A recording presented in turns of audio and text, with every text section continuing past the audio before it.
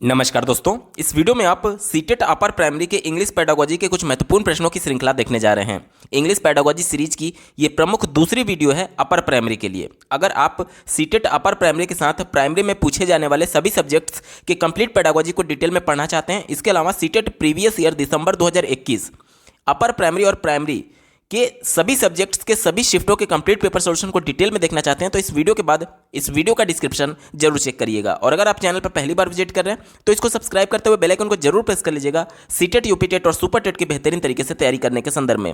चलिए दोस्तों, आज के इस महत्वपूर्ण वीडियो को शुरू करते हैं। पहला प्रश्न पूछा गया है, a learner while learning the new grammatical form से future perfect will have plus past participle is able to connect what he has already learned the present perfect form has plus past participle what would this learning strategy is called। ध्यान से समझिएगा, बोला जा रहा है कि एक शिक्षार्थी है जो कि ग्रामर पढ़ने के दौरान एक ग्रामर का फॉर्म पढ़ रहा है फ्यूचर परफेक्ट टेंस का। इसमें वो विल हैव प्लस पार्टिसिपल यानी वर्ब का थर्ड फॉर्म यूज कर रहा है और ये पहले से जो वो सीख चुका था जो प्रेजेंट परफेक्ट टेंस जिसमें हैज के बाद वर्ब की थर्ड फॉर्म प्रयोग किया जाता है उसको मदद मिल रहा है, उससे वो कनेक्ट कर पा रहा है, उससे वो जुड़ाव महसूस कर रहा है। तो हमसे ये पूछा जा रहा है कि ये स्ट्रेटेजी क्या कही जाएगी, तो इसे हम लोग कॉग्निटिव स्ट्रेटेजी कहते हैं। कॉग्निटिव यानी कि संज्ञानात्मक उपागम। देखिए, बच्चा जो पहले से प्रेजेंट परफेक्ट टेंस समझ चुका था जिसमें कि हैज प्लस वर्ब का थर्ड फॉर्म यूज होता है, उसी प्रकार से ठीक वैसे ही उसने देखा कि जब फ्यूचर परफेक्ट टेंस टीचर पढ़ा रहे थे तो उसको भी लगा कि यहाँ पर भी helping verb plus past participle यानी कि वर्ब का थर्ड फॉर्म यूज किया गया, तो वो उससे जुड़ाव महसूस करने लगा। ये कैसे हो गया? ये इसलिए हुआ क्योंकि वो पहले से जो चीज़ समझ चुका था वो उसके संज्ञान में था और उस संज्ञान में होने के वजह से वो नई चीज़ों को उससे कनेक्ट कर पा रहा था। और संज्ञान क्या होता है? कॉग्निटिव स्ट्रेटेजी जिसको कहते हैं। ऑप्शन नंबर 1 बिल्कुल अप्रोप्रिएट है और यही इसका सटीक जवाब होगा। अगला प्रश्न पूछा गया था, a learner is able to read a text with limited understanding, यानी कि एक शिक्षार्थी है जो कि एक लेख को बहुत ही कम मात्रा में समझ पाता है पढ़ करके। ठीक है, लिमिटेड अंडरस्टैंडिंग है यानी कम समझ पाता है। आगे पढ़िए, she is able to read the text very well, यानी कि वह उस टेक्स्ट को पढ़ने में बहुत अच्छे से पढ़ पाती है। कब? जब do the comprehension task with the support of the Elder brother, जब उसका बड़ा भाई, उस शिक्षार्थी का बड़ा भाई जब उसको पढ़ने में मदद करता है तब वो उस लेख के अर्थ को बहुत अच्छी तरीके से समझ पाती है।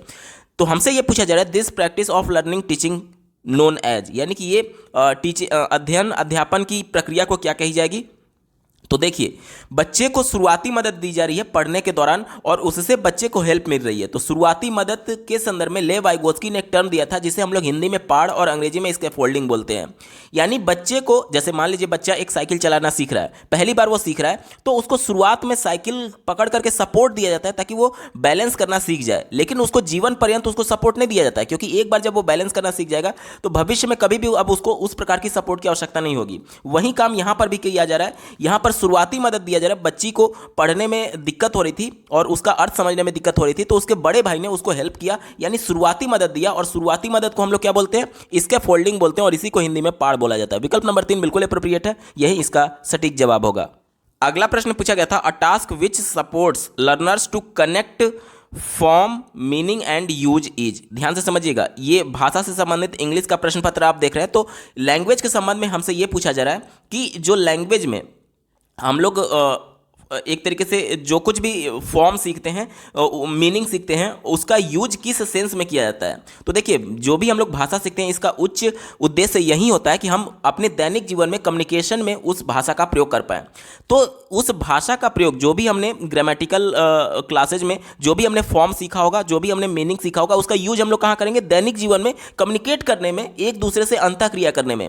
तो ऑप्शन नंबर 1 में इसकी बात की गई। देखिए, communicative task in grammar learning, यानी कि जो ग्रामर कक्षा में बच्चे के द्वारा सीखा गया है, फॉर्म के बारे में, स्ट्रक्चर के बारे में, वोकैबुलरी के बारे में, वो कहाँ यूज करेगा? अपने दैनिक जीवन में कम्युनिकेट करने में। क्योंकि तभी तो बच्चा जब ग्रामेटिकली चीज़ों को सीख रहा होता है तब जो कुछ भी पहले उसके द्वारा गलती की जा रही थी अब उसको सुधार करके सही तरीके से कम्युनिकेट करना सीखता है। जैसे कि अगर मैं आपसे बोलूँ कि यूपी में हम लोग क्या बोलते हैं कि हम खाना खाने जा रहे हैं, लेकिन ये ग्रामेटिकली करेक्ट है क्या? नहीं। हम अगर मैं कह रहा हूँ तो मैं इंडिविजुअल, मैं खाना खाने जा रहा हूँ, तो मैं और हम में बहुत डिफरेंस है। मैं का मतलब कि मैं इंडिविजुअल अपने लिए यूज कर रहा हूं, और हम का मतलब कि मैं तो होऊंगा ही होऊंगा, साथ ही दो तीन लोग और होंगे, क्योंकि हम जो होता है वो बहुवचन होता है। तो देखिए पहले जैसे कि मान लीजिए औपचारिक तरीके से हमने नहीं सीखा है कक्षा में, तो हम का प्रयोग मैं हम लोग कर रहे होते हैं, लेकिन जब हमें पता चलता है कि हम जो है वो प्लूरल होता है और अपने के लिए केवल मैं यूज किया जाता है, ग्रामेटिकली मैं सही है, तो यहां पर बच्चा अब अगली बार जब कम्युनिकेट करेगा तो हम के बजाय मैं यूज करेगा। वही हमसे प्रश्न में पूछा गया है कि जो विभिन्न प्रकार के फॉर्म्स हैं ग्रामर के, विभिन्न प्रकार के मीनिंग्स हैं, उनका यूज किस संदर्भ में किया जाता है, ये पूछा जा रहा था। तो ये एक तरीके से communication task in grammar learning इसका बिल्कुल सटीक जवाब हो जाएगा। यानी जो कक्षा में बच्चे ने ग्रामर सीखा है उसका कम्युनिकेशन करने में वो यूज कर रहा है। ऑप्शन नंबर 1 बिल्कुल अप्रोप्रिएट है और यही इसका सटीक जवाब होगा। अगला प्रश्न पूछा गया था, which of the following is consciousness raising strategy in grammar learning, यानी कि व्याकरण अध्यापन के संदर्भ में कौन सा कॉन्शसनेस रेजिंग स्ट्रेटेजी है। ध्यान से समझिएगा, कॉन्शसनेस का मतलब क्या होता है। कॉन्शसनेस होता है जागरूक होना या फिर सचेत करना। सचेत करना यानी कि बच्चे को कक्षा में सक्रिय बनाने के लिए वो गतिविधियां जिससे बच्चा कक्षा में कॉन्शस होता है, जागरूक होता है, वो वाला विकल्प हमारा सही होगा। तो देखिए बच्चे को क्या ये प्राइमरी और अपर प्राइमरी के बच्चों की अगर हम लोग बात करें तो वो खेल के माध्यम से सीखते हैं, तो जाहिर सी बात है कुछ उनमें उत्सुकता होगी, तभी तो वो कॉन्शस होंगे, जागरूक होंगे उस पर्टिकुलर टॉपिक के बारे में। यानी उत्सुकता हमें पैदा करना है। उत्सुकता कैसे पैदा करेंगे? जब बच्चे को किसी के चीज के प्रति रुचि उत्पन्न होगी। देखिए ऑप्शन नंबर 2 में इसकी बात की गई है, present the grammar language item in context enable learners to notice and use it later draw the attention of its form. यानी कि हमसे ये कहा जा रहा है कि बच्चे को कुछ एक तरीके से कॉन्टेक्स्ट संदर्भ में कुछ बातें बताई जाए और बच्चों को बोला जाए कि आप इस पर नोटिस करिए, और उसके बाद में उसको ध्यान आकर्षित करते हुए इसके फॉर्म के बारे में बताना चाहिए। जैसे कि अगर मैं बच्चे से बोलूं कि राम, लखनऊ, मेज, तो बच्चा सोचने लगा कि आखिर ये टीचर बोल क्या रहे हैं, कि ये किस प्रकार के शब्दों का प्रयोग कर रहे हैं। उसके बाद से मैं बच्चों को फिर 2-3 और उदाहरण दूं। अब बच्चा बिल्कुल सचेत हो चुका है कि आखिर टीचर हमें पढ़ाना क्या चाहते हैं। उसके बाद मैं आपसे बच्चे से कक्षा में बोल रहा हूं कि ये सभी जो है इस पर आप ध्यान दीजिए, ये सभी नाउन है। क्यों? क्योंकि उसके बाद मैं नाउन की परिभाषा बताऊंगा कि संज्ञा किसी भी व्यक्ति विशेष, वस्तु विशेष और स्थान विशेष के नाम को संज्ञा कहते हैं। तो इससे बच्चे में क्या होगा कि पहले बच्चा थोड़ा सचेत जरूर हुआ था शब्दों को सुनकर के कि आखिर हम नया टॉपिक क्या पढ़ने जा रहे हैं, क्या चीज़ ये शब्दों के बारे में बताया जा रहा है। तो इससे बच्चे में कॉन्शसनेस रेजिंग किया जा सकता है। ऑप्शन नंबर 2 बिल्कुल अप्रोप्रिएट है, यही इसका सटीक जवाब होगा। अगला प्रश्न पूछा गया था, constructivism as a learning theory believes that. Constructivism का मतलब क्या होता है? संरचनावाद के संदर्भ में हमसे पूछा जा रहा है कि संरचनावाद निम्न में से किस पर विश्वास करता है। देखिए संरचनावाद का मतलब ये होता है कि बच्चे अपने ज्ञान का निर्माण स्वयं करेंगे, और बच्चे अपने ज्ञान का निर्माण करते कैसे हैं? अपने परिवेश से जो प्रत्यक्ष तौर पर उनको अनुभव प्राप्त होता है, यानी अपने अनुभव को आधार बनाते हुए वो नए ज्ञान को सीख रहे होते हैं। इसी को ध्यान में रखते हुए उत्तर ढूंढेंगे। देखिए चौथे विकल्प में बात किया गया है, children learn by connecting there previous knowledge. अब बच्चे का जो प्रीवियस नॉलेज है वो क्या हो गया? वो उसका अनुभव हो गया, और उसी से कनेक्ट करके बच्चे नए ज्ञान को सीखते हैं। ठीक है, ऑप्शन नंबर 4 बिल्कुल अप्रोप्रिएट है, यही इसका सटीक जवाब होगा। अगला प्रश्न पूछा गया था, which theory of learning believes that language learning task place in relation to social context in which it is used. यानी कि ये बोला जा रहा है कि निम्न में से कौन सी थियरी, कौन सा सिद्धांत ये मानता है कि जो बच्चे सीखते हैं, जो भाषा का बच्चे भाषा जो सीखते हैं वो सोशल कॉन्टेक्स्ट में, यानी कि सामाजिक संदर्भ में बच्चे सीख रहे होते हैं। तो ये कौन सा सिद्धांत मानता है? तो देखिए ऑप्शन नंबर 1 इसका बिल्कुल सटीक जवाब हो जाएगा। ऑप्शन नंबर 1 में बात किया गया है competency based language teaching. Competency का मतलब होता है दक्षता, यानी कि बच्चा किसी लैंग्वेज में कितना दक्ष है वो कैसे पता चलेगा? जब उसका वो यूज कर रहा होगा सोशल कॉन्टेक्स्ट में, यानी कि अपने दैनिक जीवन में, अपने कक्षा में वो लैंग्वेज का यूज कर रहा होगा, तभी हमें पता चल पाएगा कि वह उस लैंग्वेज में कितना दक्ष है। दक्ष का मतलब कि दैनिक बोलचाल, क्योंकि भाषा का मेन उद्देश्य यही होता है ना कि आप उस भाषा का प्रयोग करके अपने आप को एक्सप्रेस कर पाए, चाहे कक्षा में औपचारिक तरीके से या फिर विद्यालय के बाहर अनौपचारिक तरीके से। तो ये कॉम्पिटेंसी बेस्ड लैंग्वेज लर्निंग है, यानी बच्चे की दक्षता है या नहीं उस लैंग्वेज में अपने आप को एक्सप्रेस करने के संदर्भ में। तो ऑप्शन नंबर 1 यहाँ पर बिल्कुल अप्रोप्रिएट है, यही इसका सटीक जवाब हो जाएगा। यहाँ से आप हिंट्स ले सकते थे, सोशल कॉन्टेक्स्ट बोला गया था, यानी सामाजिक संदर्भ के संदर्भ में। अब कक्षा में अगर बच्चा ग्रुप में है तो भी सामाजिक माना जाएगा, और विद्यालय के बाहर अपने परिवार या फिर समुदाय में तो भी सामाजिक माना जाएगा। तो सामाजिक संदर्भ तो हो ही गया, और बच्चा कम्युनिकेट करने में सक्षम हो, इसे ही बोला जाता है competency based language teaching. Option number 1 बिल्कुल अप्रोप्रिएट है, यही इसका सटीक जवाब होगा।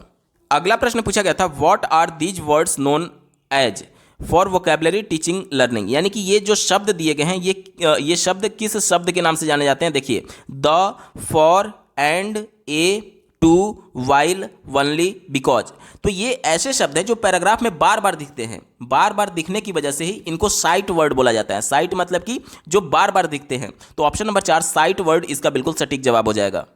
अगला प्रश्न पूछा गया था, bottom up model of reading expects learner to, यानी कि बॉटम अप मॉडल होता क्या है। जैसे कि मैं यहां पर एक शब्द लिख रहा हूं, ध्यान से देखिएगा, मोटिवेशन। मोटिवेशन के 2 पार्ट होते हैं, पहला इंटरनल और दूसरा हो गया एक्सटर्नल। अब देखिए, हमसे क्या बोला गया था, बॉटम अप, तो बॉटम यानी नीचे से ऊपर की तरफ जाने की बात की जा रही है। तो ये जो इंटरनल और एक्सटर्नल है, ये क्या है, ये पार्ट है किसका, मोटिवेशन का। तो हम क्या कर रहे हैं कि पार्ट से होल की तरफ जा रहे हैं, यानी कि देखिए ये पार्ट था, ये भी पार्ट था, पार्ट से ऊपर की तरफ जब हम लोग जा रहे हैं तो संपूर्ण की तरफ जा रहे हैं। ठीक है, तो ये क्या होता है, तो ये देखिए ऑप्शन नंबर 2 में इसकी बात की गई, move from part to whole. ये देखिए, ये पार्ट था, ये भी पार्ट था, ये भी पार्ट था, और नीचे से ऊपर की तरफ जा रहे हैं तो होल मतलब कि संपूर्ण, यानी कि मोटिवेशन एक ब्रॉड सेंस में है, और उसके पार्ट्स क्या हैं, इंटरनल मोटिवेशन और एक्सटर्नल मोटिवेशन। ठीक है, तो हम लोग नीचे से ऊपर जब जाते हैं तो पार्ट से संपूर्ण की तरफ जाते हैं, जिसे हम लोग और अगर शुद्ध भाषा में बोलूं तो अंश से पूर्ण की ओर। ठीक है, ऑप्शन नंबर 2 बिल्कुल अप्रोप्रिएट है, और यही इसका बिल्कुल सटीक जवाब हो जाएगा। अगला प्रश्न पूछा गया था, which one of the following is not personal writing, यानी कि निम्न दिए गए विकल्पों में से कौन सा पर्सनल राइटिंग नहीं है। पर्सनल राइटिंग के बारे में थोड़ा सा पहले जान लेते हैं। ऐसा कोई भी लेख जो कि दिन प्रतिदिन की एक्टिविटी के बारे में मनुष्य लिख रहा होता है उसे पर्सनल राइटिंग बोला जाता है। ठीक है, यानी कि दिन प्रतिदिन के अनुभव, अब ऐसा नहीं है कि मिनट मिनट वो कुछ लिख रहा है, नहीं, अपना दैनिक जो चीज़ भी उसका अनुभव था वो एक तरीके से समराइज करके भी लिख सकता है, लेकिन ये रहे कि हाँ दिन प्रतिदिन की उसमें बातें हों। ठीक है, इसी को ध्यान में रख करके उत्तर ढूंढेंगे। पहला दिया गया डायरी राइटिंग। तो डायरी राइटिंग में कुछ लोगों की आदत होती है कि रोज वो लोग डायरी लिख रहे होते हैं कि आज दिन भर उन्होंने क्या किया। तो ये तो बिल्कुल सही है, ये पर्सनल राइटिंग होगा, इस वजह से हमारा उत्तर नहीं होगा क्योंकि हमसे निगेटिव सेंस में पूछा गया था। दूसरा देखिए, ऑटोबायोग्राफी, यानी कि एक तरीके से आत्मकथा लिखने की बात की जा रही है। तो आत्मकथा में क्या होता है कि एक पर्टिकुलर समय में उस व्यक्ति विशेष के साथ क्या क्या घटनाएं हुई थी, समय के साथ वो सब कुछ मेंशन किया गया रहता है कि आज मैंने ये किया था, उसके बाद से डेट वाइज रहता है। तो ये डेट वाइज होने की वजह से भी ये पर्सनल राइटिंग होगा, तो ये भी हमारा उत्तर नहीं है। मेम्योर की अगर हम लोग बात करें तो ये क्या होता है कि किसी पर्टिकुलर जगह पर कोई बंदा घूमने गया तो उस समय पर उसको क्या अनुभव हुआ, समय के साथ अपने अनुभव को वो शेयर कर रहा होता है, यानी कि ये भी एक तरीके से समय के साथ जुड़ा हुआ है। इस वजह से ये भी हमारा उत्तर नहीं होगा क्योंकि यहाँ पर भी जो व्यक्ति है वो अपने अनुभव को शेयर कर रहा होता है। ठीक है, तो ये भी हमारा उत्तर नहीं होगा क्योंकि ये पर्सनल राइटिंग है। लेकिन अगर बात करें करिकुलम वाइटे की तो ये CV होता है जिसे हम लोग रेज्यूमे के भी नाम से जानते हैं। तो ये पर्सनल राइटिंग नहीं है। क्यों? क्योंकि यहाँ पर मनुष्य या व्यक्ति अपने बारे में एक मोटा मोटी अपने बारे में इंट्रोडक्शन दे रहा होता है। इसमें डे टू डे लाइफ से संबंधित कुछ भी वो मेंशन नहीं कर रहा होता है, अपने अनुभव को मेंशन नहीं कर रहा होता है, बल्कि अनुभव कहने का मतलब कि एक्सपीरियंस की बात मैं नहीं कर रहा हूं, बल्कि डे टू डे लाइफ में वो क्या अनुभव कर रहा है उसकी मैं बात कर रहा हूं। तो यहां पर ये चूंकि पर्सनल राइटिंग के अंतर्गत नहीं आता और यही हमसे पूछा गया था, तो CV जो हो जाएगा ये पर्सनल राइटिंग नहीं होगा। ऑप्शन नंबर 3 बिल्कुल अप्रोप्रिएट है। अगला प्रश्न पूछा गया था BICS स्टैंड्स फॉर, यानी कि BICS का फुल फॉर्म पूछा जा रहा है। तो देखिए बेसिक इंटरपर्सनल कम्युनिकेशन स्किल, विकल्प नंबर 4 बिल्कुल सटीक जवाब हो जाएगा। दोस्तों, इंग्लिश पेडागोजी के महत्वपूर्ण प्रश्नों की ये श्रृंखला अपर प्राइमरी के लिए आपको कैसी लगी कमेंट के माध्यम से जरूर बताइएगा, क्योंकि आपका एक कमेंट मुझे मोटिवेट करेगा ऐसे ही महत्वपूर्ण वीडियो लाने के संदर्भ में। अगर आप सीटेट अपर प्राइमरी के साथ साथ प्राइमरी के सभी सब्जेक्ट्स के कंप्लीट पेडागोजी के अलावा CTET previous year upper primary और प्राइमरी के सभी शिफ्टों के कंप्लीट पेपर सोल्यूशन को डिटेल में देखना चाहते हैं तो इस वीडियो के बाद इस वीडियो का डिस्क्रिप्शन जरूर चेक करिएगा। और अगर आप चैनल पर पहली बार विजिट कर रहे हैं तो इसको सब्सक्राइब करते हुए बेल आइकन को जरूर प्रेस कर लीजिएगा सीटेट, यूपी टेट और सुपर टेट की बेहतरीन तरीके से तैयारी करने के संदर्भ में। इस वीडियो को देखने के लिए आपका बहुत बहुत धन्यवाद। भगवान करे आपका दिन शुभ हो।